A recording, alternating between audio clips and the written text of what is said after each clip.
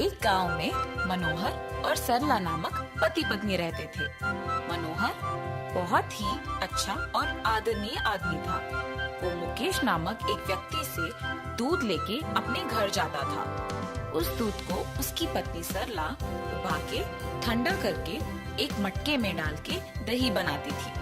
पति पत्नी दोनों एक छोटी दही का दुकान चलाते थे। जो पैसे दही को बेचने से मिलते थे उससे अपना जीवन चलाते थे। ऐसे ही थोड़े दिनों बाद उनका दही का व्यापार अच्छा चलने लगा और बहुत लोग उनसे दही खरीदने लगे। उसके पास दही बहुत जल्दी खत्म हो जाने के कारण बाकी लोग खाली हाथ वापस घर चले जाते थे। अगर मैं मुकेश से ज्यादा दूध लूंगा तो किसी को हमारे दुकान से खाली हाथ जाने की कोई जरूरत नहीं होगा। मुकेश, मुझे ज्यादा दूध की जरूरत है, तुम्हें आज से ज्यादा दूध देना होगा। जरूर मनोहर, उसमें क्या है। ऐसे मनोहर को जितना जरूरत था उतना दूध लेके वो घर वापस चला जाता था। मनोहर का व्यापार अच्छा चल रहा होगा, इसीलिए वो ज्यादा दूध लेके गया। मेरे दूध का व्यापार में कोई तरक्की नहीं हुआ। मुझसे सबसे ज्यादा दूध तो मनोहर ही लेता है, इसीलिए अगर मैं दूध में पानी मिलाऊंगा तो उसे कोई शक नहीं होगा। जैसे उसने सोचा वैसे ही अगले दिन वो मनोहर को देने वाला दूध में पानी मिला के देता है और सरला हर रोज की तरह उस दूध को दही बनाती है। अगले दिन जब मनोहर ने उस दही को देखा तो वो दही टूटा हुआ बना था और अगले दिन भी वही हुआ था। सरला, आज भी दही वैसे का ही बना है। इस बात के बारे में हमें कुछ करना होगा, वरना व्यापार को आगे नहीं ले जा सकेंगे। हाँ जी, पर अगर दूसरा दूध वाला भी ऐसे ही नहीं करेगा, इसका क्या भरोसा। अगर हम ही गाय को लेके एक भरोसेमंद आदमी को उनका देखभाल करने के लिए रख देते तो हमें दूध के बारे में सोचने की भी जरूरत नहीं पड़ेगा ना। सही सोच है सरला, बिल्कुल करेंगे। मैं कह देता हूँ उसे कि हमें अब दूध नहीं चाहिए। और उनके योजना के अनुसार वो दोनों गाय को लेकर एक भरोसेमंद आदमी को उनकी देखभाल के लिए रखते हैं। और मनोहर ये बात मुकेश को कहने के लिए निकल पड़ता है। मुकेश, मुकेश! अरे मनोहर, इस वक्त पे क्यों आए हो? कुछ नहीं, बस इतना कहने के लिए कि आज से आपको हमें दूध बेचने की कोई जरूरत नहीं है। ऐसा क्यों? क्यों नहीं चाहिए दूध तुमको अब से? क्योंकि अब हमारे पास गाय है और उनके लिए एक रखवाला भी है। ऐसे कहकर मुकेश वहाँ से चला जाता है। अच्छे गुणवत्ता वाली दूध से दही बनाने के कारण बहुत लोग मनोहर के दुकान से खरीदते थे और इसकी वजह से उनका व्यापार भी अच्छा चलता है और वो दोनों सुख संपत्ति से जीते हैं।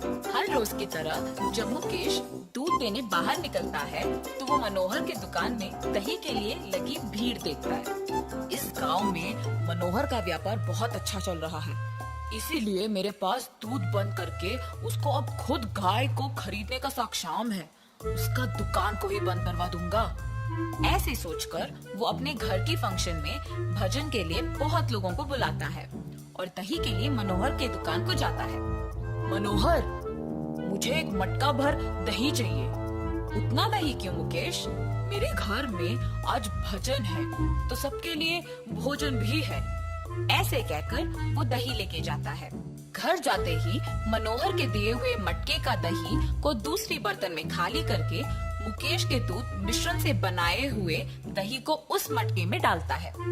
उसी दही को भोजन में सबको परोसता है। वो खाने के कुछ ही समय में सबको पेट दर्द करना शुरू हो जाता है और उसी समय पे गांव के जमींदार भी वहाँ आते हैं। सबको दर्द से तड़पते देख पूछते हैं, क्यों तुम सब ऐसे तड़प रहे हो? क्या हुआ? जब से यहाँ का दही खाया है तब से ऐसे ही तड़प रहे हैं। मुकेश, दही में क्या मिलाया तुमने? वो खा के ऐसे क्यों तड़प रहे हैं सब? प्रभु, मुझे कुछ नहीं पता। ये दही मैं मनोहर से खरीद लाया। सैनिकों, तुरंत मनोहर को मेरे पास लाओ। जी प्रभु। जमींदार के आज्ञा के अनुसार सैनिक मनोहर को उनके पास लेके आते हैं। मनोहर के साथ साथ उसकी पत्नी भी उसके पीछे जमींदार के पास आ पहुंचती है। क्या तुमने मुकेश को ये दही बेचा? जी प्रभु। तुम्हारे बेचे हुए दही के वजह से यहाँ सब दर्द के मारे तड़प रहे हैं। तुमने इसमें क्या मिलाया? मैंने आज बहुत लोगों को यही दही बेचा है, उनको कुछ नहीं हुआ। मैं दही में कुछ नहीं मिलाया प्रभु, मुझे पता नहीं ये कैसे हुआ। जमींदार मनोहर को बंदी घर में बंद करने की आज्ञा देते हैं और सैनिक उसे ले जाते हैं। ये कैसे हो सकता है? हमने तो कुछ नहीं किया। क्या इसमें मुकेश का हाथ है? ऐसे सोच ही रही थी कि उसके सामने से मुकेश अपने घर जा रहा होता है। अगर मैं मुकेश के पीछे चलूं तो शायद कुछ पता चलेगा और इस समस्या का हल मिलेगा। और वो मुकेश का पीछा करती है। मुकेश घर जाके अपनी पत्नी को मनोहर के साथ किया हुआ बताता है। सरला सच सुनकर वहाँ से जा रही होती है कि बगल में छुपा दही का मटका उसे दिखता है। अरे ये तो हमारे दुकान का दही है, इसने पूरा दही दूसरे मटके में डाल दिया। मुझे अभी ये बात जमींदार को बताना होगा। और ऐसे ही वो दही का मटका अपने साथ लेकर जमींदार को दिखाकर सब सच समझाती है। जमींदार अपने सैनिकों को मनोहर को मुक्त करके मुकेश को बंदी करने की आज्ञा देते हैं और सैनिक जमींदार का कहा मानकर मुकेश को बंदी कर देते हैं। मनोहर का व्यापार मुझसे भी अच्छा चलने की ईर्ष्या से मैंने उसके दुकान को बंद करवाने का योजना बनाया और उसके बजाय खुद मेरा दूध का व्यापार खो के यहाँ बंदी हो गया। ऐसे उसको अपनी गलती का एहसास होता है। अपनी पत्नी की होशियारी और बुद्धि से मनोहर को बचाने के लिए वो बहुत खुश होता है और दोनों हमेशा की तरह अपना दही का व्यापार खुशी से करते हैं।